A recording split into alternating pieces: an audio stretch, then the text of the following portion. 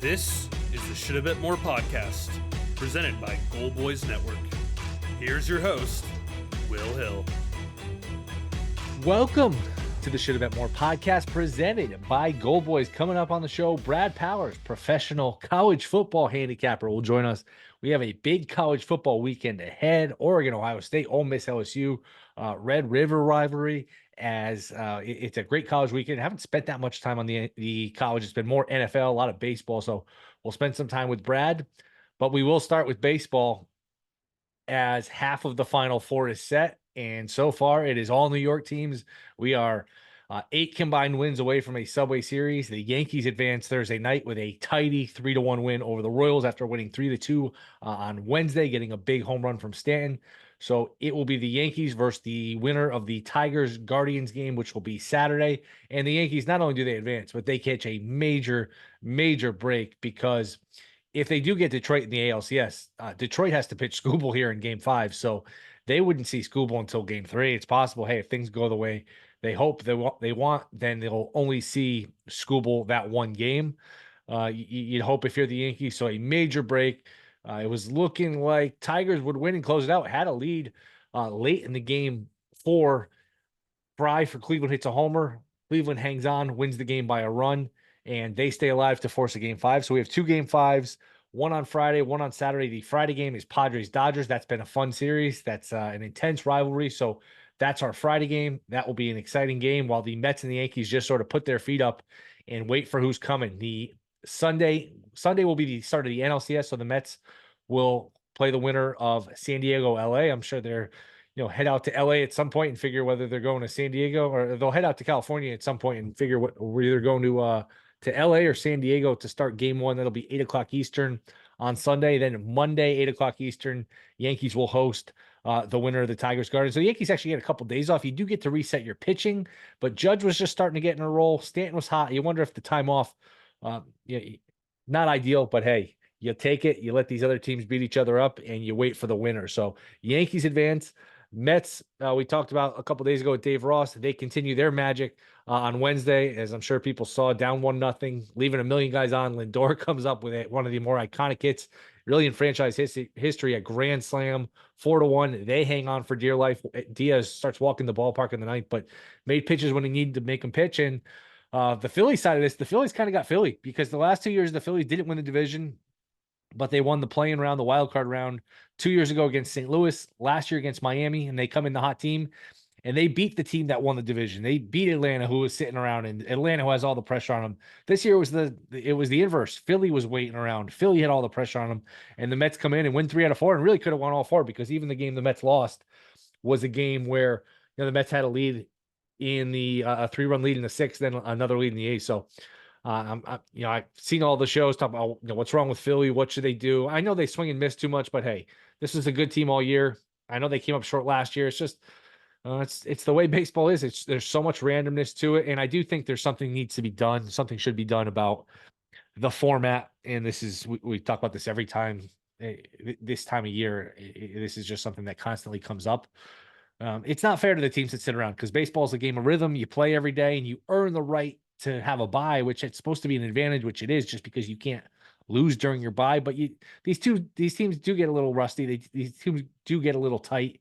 And I think there's Jimmy Rollins on TBS who made the suggestion, make the wild card round be a doubleheader, get it over as soon as possible, whether it's the Monday after the season, the Tuesday after the season. If they need to play a Game 3, you play the next day, and you maybe give them one travel day, and then you go back into it, where these teams are not waiting around for 5-6 days. Maybe they're only waiting around for, ideally 3 days. And you could say, hey, it's not fair to the teams that having the play-in round. It's not supposed to be fair. The teams that earn the bye, they're supposed to be an advantage in terms of earning the bye. So I don't know if they'll ever do that, but I do like the idea of, hey, the wild card round, make them play a doubleheader, and then if they have to play this third and deciding game, make them play that next day. And that gives these teams that earn the bye, less time to get rusty. It's more of an advantage where, hey, you stay in rhythm. You let these teams that have to play in the wild card use all their pitching, and it's more advantage, because it almost feels like a disadvantage that you have to sit around. Now, look, the Yankees advance. The Mets might be the only team in the wild card round that does advance. So maybe it's a lot about nothing, but I do think there's something to it where this isn't the ideal formula. But the playoffs have been great. I mean, baseball feels like it's having a moment dating back to couple Mondays ago, that doubleheader Mets Braves where Lindor hits the dramatic home run in that game, and that was just such a wild game. Then Alonso hits the homer, Mets Brewers. These games have been intense. These games have been competitive. Dodgers Padres has been fun. Cleveland Detroit game, go ahead home run, pinch hit, go ahead home run on Thursday. So these games have been just absolutely tremendous. And okay, I've been on this theme for a couple weeks now. I thought that a Subway Series was possible, and I still think a Subway Series is very possible. I don't say likely, but I think the Yankees are getting home. I think they caught a break with. I would think Detroit's going to win this game 5. So if you get Detroit, man, in your building, home field advantage, no Scooble till game 3. Yankees are going to be a monster favorite and should win that series. And the bullpen is stabilized. Holmes is a guy people beat up, and for good reason. He wasn't good during the regular season at times. He was very spotty, but he was been lights out in these playoffs. He's really been good his whole playoff career. And Cole and Stanton, the two guys that Yankee fans love to beat up on. They make a lot of money. They're not clutch. Cole never comes through. And look, Cole, that game against Boston in the playoffs, the wild card round a couple years ago, it's going to stick to him for a while. But his numbers, he's got a .88 whip for his career in the divisional round. He's got a 2.05 ERA in the divisional round. He has been a good, really good playoff pitcher. Okay, that was one start against Boston where I remember he was coming off a bad hamstring a couple weeks before, and look, Boston owns him, Devers owns him, but his body of work is absolutely fantastic in the playoffs. This idea that he's the Yankees version of Kershaw, or he's a righty version of Kershaw, is just ridiculous. And there was this narrative that Stanton wasn't good in the playoffs too, which has been anything but the truth. Stanton gets big hits. Now look, he's been hurt way too much since the Yankees got him, but Cole comes through, Stanton comes through. So two guys that get a lot of crap from Yankee fans. They are the ire of a lot of people's Yankee fans. Really, their disgruntlement. Those two guys absolutely carry the Yankees to the next round. Judge has not done a lot. You could start to see the seeds of Judge getting better swings, but it was Stanton with the big homer in game 3. Cole with a great performance in game 4. Now he had to hold your breath with the ball in the 7th inning. It looked like it was Massey who it looked like tied the game. That ball would have been out in a lot of ballparks, but we're not playing in a lot of ballparks. We were playing in Kansas City, and the ball dies at the track, and Soto makes the play. So the games have been fun. The games have been really fun. I don't have a great feel for Padres Dodgers. I was surprised the Padres. That's a bad job by the Padres not closing that out in 4, because you had Cease going against a bullpen game for the Dodgers. You're at home. You'd won 2 in a row. No Freeman for the Dodgers. I thought that was a game where the Padres could close it out, and the Dodgers just jumped on them early, scored a bunch of runs. The bullpen scenario worked out for them. So that was a bad loss for the Padres. I kind of get the sense the Dodgers have been snake bitten in these series. I have a sense that the Dodgers are going to break through and win this. Now it's Darvish for the Padres. It looks like it's going to be Yamamoto for the Dodgers, but the Dodgers are going to march out Flaherty. They're going to use a million arms, which again, that plays into the Mets' favor because they're going to have to turn around. Whoever wins is going to have to turn around and play a couple days later in the NLCS. So a break for the Mets, a break for the Yankees. These teams that are hanging around can just sit here and watch these other teams beat each other up. I'll go Dodgers in 5. I'll go Dodgers. Obviously, it's going to be in 5. I'll go Dodgers winning the game. I just feel like they're due for the ball to bounce their way a little bit in the playoffs. I think they've been a little bit snake bitten, and it feels like San Diego missed their opportunity to close out the series. And I'll stick with Detroit. I think you went into game 3 with Detroit. Just say, hey, just get a split, and we have Scooble for game 5. I think that'll hold up here. I think people are getting a little too comfortable just penciling Scooble in as a win. He's not that good, but he has been lights out. Cleveland hasn't really hit. So I'll pick Detroit to win their game 5, and I'll pick LA to win their game 5 and set up what should be a Final Four. If you get Mets, Dodgers, and look, Yankees against the upstart Tigers, that is a fun Final Four, and these games have been good. These games have been competitive. So great week of baseball. Catch your breath a little bit with one game 5 on Friday, one game 5 on Saturday. Then we get into the AL and NLCS starting Sunday. So exciting time. Before we get to Brad Powers, just quickly a couple of NFL picks because it is Friday. I want to give some picks before we do all college with Brad. I will go Broncos +3 against the Chargers. I just think this line assumes perfect health for the Chargers. I don't know, like if you flipped home fields here, you'd say the Chargers are favored by 6 points against the Broncos. That doesn't seem right. Last time we saw the Chargers, Herbert was banged up. The offensive line was banged up. Denver has turned into an underrated team here. They've got a good defense. It's a low total. This game is total of 35.5. So those 3 points are extra valuable. So I'll go Denver +3. And I've gotten burned with this team before, but I'll go with the Titans +2.5 I just think they're off of a bye. They're playing Indianapolis. They're home against Indianapolis. The Colts are all beat up with no Taylor, Pittman. I don't know who's playing quarterback. Richardson's banged up as well. I actually prefer Richardson to Flacco, but I think this is a spot where the Titans are a little underrated because they let the Bears game get away. They had a chance to beat the Jets. This team could easily, they're 1-3. They probably should be 2-2. They're probably closer to, you know, 3-1 than they are 1-3 right now. So I think the Titans are a little underrated. I'll go Titans -2.5, Broncos +3. I don't have a great feel for like a third game. So I will go with those two for my picks. And then we have a great college weekend. So, man, what a weekend with all of these baseball games, NFL, and then a great college slate with Oregon, Ohio State, Ole Miss, LSU, Oklahoma, Texas. Boy, these are fun games and a fun weekend. Just, man, this is the best time of the year. So we will discuss all of those college games and more next with Brad Powers. That is next. This is the Shoulda Bet More podcast. All right, we are back. Shoulda Bet More podcast. A big college football weekend on tap. Nobody better to talk to than our next guest. You can catch him, Hit the Books podcast, Beating the Book. It is the great Brad Powers. Brad, how's your season going, man? What's going on? Thanks for coming on. That's going well. Thanks for having me on. Looking forward to this big weekend, but they're all big. I mean, just when you think they're not, last weekend happens. Last week is a perfect example of just why we love this sport. Just a crazy weekend. Before we get to some of these games, big picture, sort of 6 weeks in. Before the season, a popular prop was Georgia, Ohio State versus the field. It was a coin flip at some books. Would you say like 6 weeks in that things maybe are a little more wide open than we thought and not as top heavy? Yeah, a little bit more wide open, although I still think that's a decent price. I still obviously think Ohio State and Georgia are two of the top three teams. We'll see what Texas has. They finally play somebody this week in Oklahoma, who I still think is a little overrated. But yeah, it's a little more wide open. I would say teams 5 through 10, figuring that out. Who's going to actually make the playoff? Who wants to make the playoff?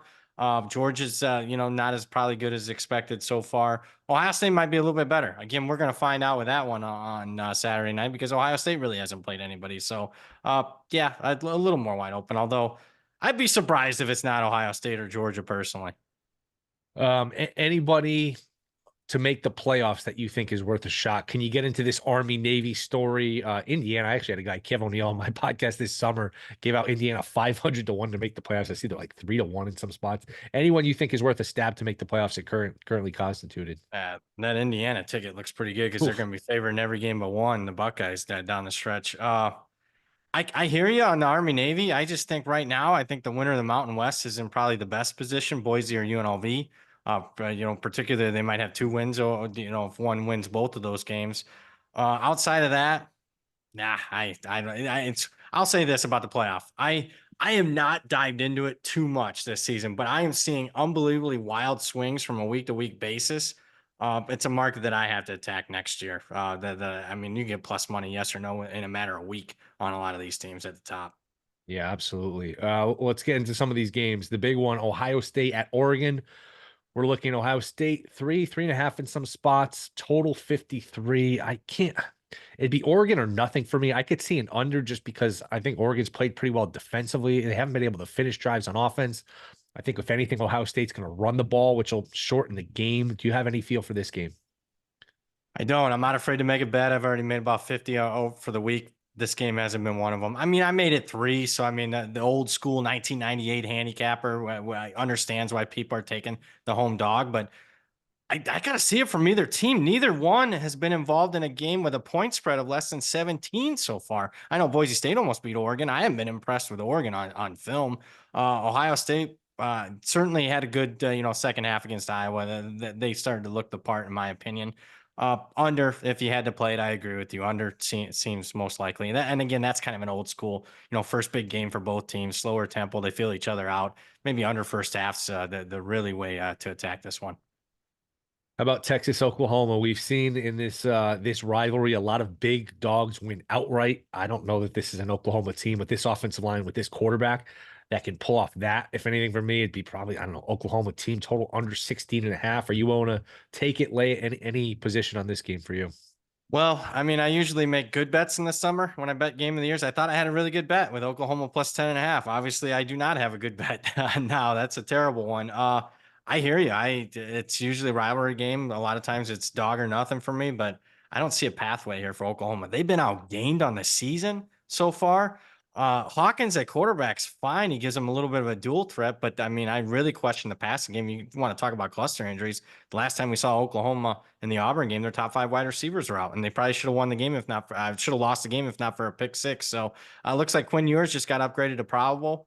I don't know if there's a significant difference between him and Arch Manning at this point, but I can only look to play Texas here. Ole Miss laying 3.5 on the road against LSU. There's some threes, there's some 3.5s. Total 63.5. Ole Miss. We'll see about the defense. It really, they haven't been tested. Obviously, they played Kentucky, and Kentucky beat them. Kentucky's more of a defensive team. Do you believe in this Ole Miss defense? Do you believe enough to get involved one way or another here? Yeah, I mean, just eye test says Ole Miss is the clearly superior team. Spot says LSU. Haven't played this side yet. Did play a little under. I thought the mid 60s is a little high for this matchup. I mean, Ole Miss gets this, and Lane Kiffin gets this reputation for being high scoring and whatnot. Defensively, the last couple of years they've been fine with Pete Golding. So I mean, you look at them. I mean, they're 5-1 in the under so far this year. So I did play a little bit under. But you're right. They haven't played a legitimate offense yet. I mean, LSU's good offensively, but they're certainly not great like they were a year ago. Any other games outside of these marquee matchups that you really like? Oh, well, yeah, a lot of them. There's just particular, this time of year you're starting to get, your power rating shouldn't be that far off. So you got to get in the weeds here a little bit. There's one, it's a very, unpredictable situation going on right now, but it's a Memphis, South Florida game. It just got rescheduled this Saturday. I like Memphis, not because necessarily the Hurricane, although I think South Florida's practice schedules will be completely discombobulated this week. I like Memphis because I don't think South Florida's quarterback's going to play. I think people forgot that he got hurt at the end of the Tulane game. He's in a walking boot on the sidelines. Tulane or South Florida had a bye last week, so I think Byron Brown's out, and he's worth 3-4 points a line, and that's not being properly priced into this number with Memphis opening back up at 7.5. So I like Memphis. Another spot play. I like Pitt laying the 3. There's some 3.5s out there right now against Cal. Cal had their all everything game. Game days there. You blow a big lead. Now you're traveling across the country. I don't think they're going to have enough to hang with this outstanding Pitt offense. How about Utah, Arizona State? I mean, it's the never-ending discussion of who's going to play quarterback. Is Cam Rising going to play? I mean, who knows when we're going to see him? But laying a touchdown, 6.5 on the road against Arizona State team, an Arizona State that looks well coached. Scadabo is actually obviously a hell of a player. Do you have any feel for this game? Would you take the points here? I bet Utah, not at this number. I mean, it was much lower just 24 hours ago. I mean, as low as 3 in some markets. Yeah, I would think Cam Rising, if he's going to come back and play this year, this would be the spot off a bye. I like Utah off the loss. Arizona State's been pretty impressive, but look who they played though. Mississippi State, that has not aged well. Wyoming certainly hasn't aged well. I mean, they lost to Texas Tech. They're the only real decent team they played. Texas State's fine, but that game could have went either way. Last week could have went either way against Kansas. So I'm not fully bought into Arizona State. I think in a must-win off a bye spot, I like Utah here. Another marquee game here. Penn State laying 5 against USC. Anything on that one? Thought I'd be on Penn State, not at this number. In fact, at this number, I kind of like USC. I'm waiting to see it. It's because it's around a dead number. Well, where's this one going? Is it going up or down? Because I mean, 6 or more is definitely a buy on USC for me. And I don't like this USC team. Penn State's offense to me is just not consistent. It's not like they played any world beaters so far. And just on a down to down basis, especially if Singleton doesn't play like again like he did last week. I can't lay this kind of number on the road against the USC team that's desperate already with 2 losses. Which loss last weekend is more concerning long term? Tennessee, Bama, take it whatever direction you want to go. Which of these upsets, and you can take it the last couple weeks. Which of these upsets you say, this is a major concern, or some of these you just kind of throw out and say, hey, it's college football, weird things happen. Yeah, for me it's more Bama, just because the defense the last 6 quarters. I mean, historically bad as far as Alabama standards. We haven't seen this type of defensive performance in probably 2 decades for Alabama.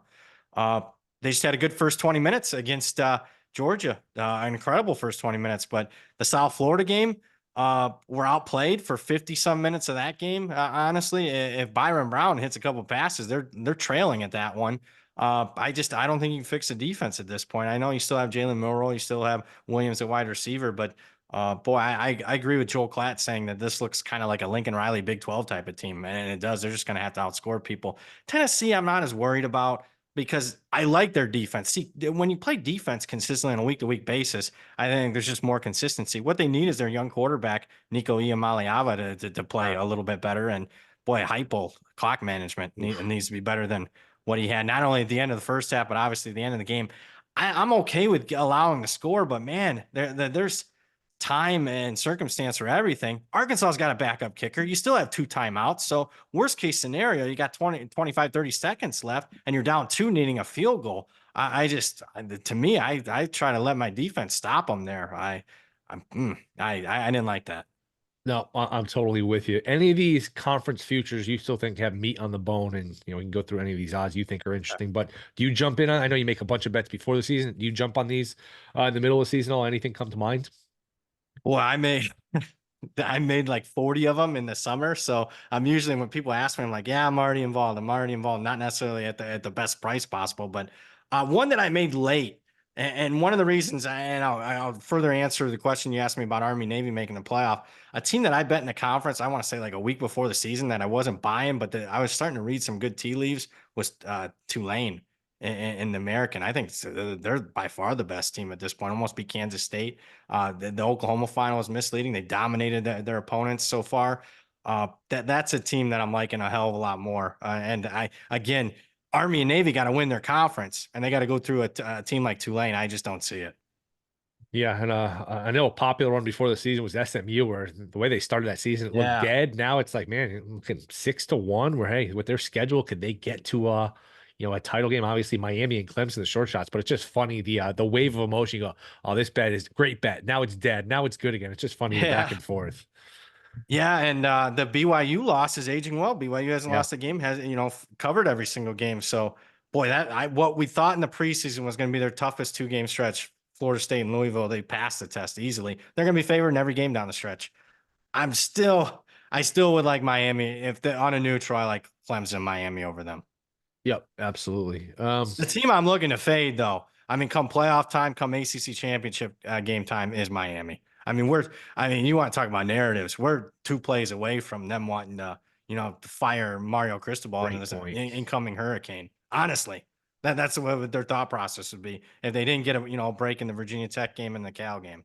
That's a hell of a point. Any team you're looking to back just that you think is underrated? You mentioned Tulane. Anybody else? I know I live in Connecticut, and I was surprised Temple came let that game be as close as it was. That's been an underrated team. Anyone else you think is underrated here going forward? Yeah, it's funny. I rode Connecticut until almost the wheels completely fell off last week. They were certainly that team for a few weeks there.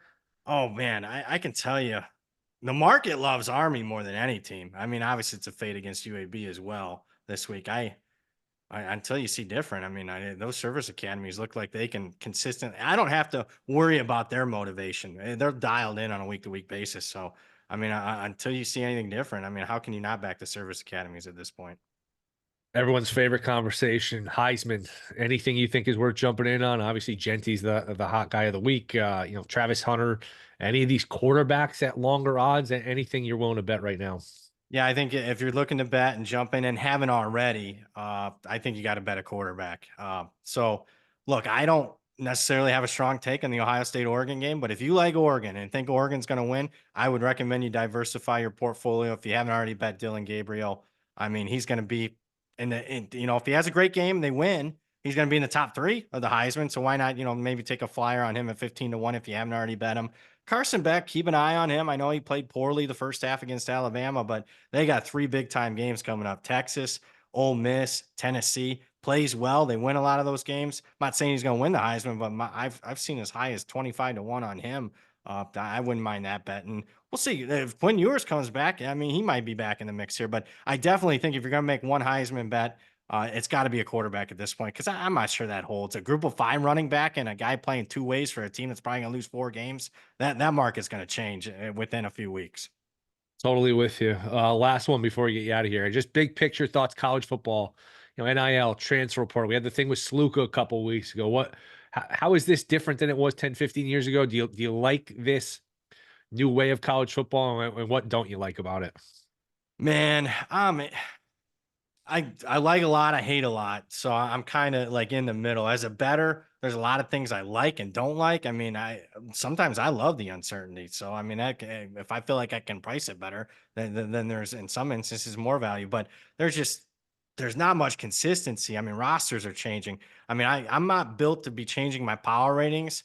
2, 3 touchdowns on teams on a year-to-year basis. So it's a little harder. The job is harder to the point where I really don't handicap any other sport at this point, where I was handicapping 3 or 4. So there's that. Uh, I'm excited for the playoff to see what happens here. I'm excited about this new playoff market that I'm kind of been waiting and seeing how it's been priced this year, but that's been exciting. But I think everything else in the sport, I'm not necessarily a big fan. I think players should be paid, but I think there should be some structure in the contracts and whatnot.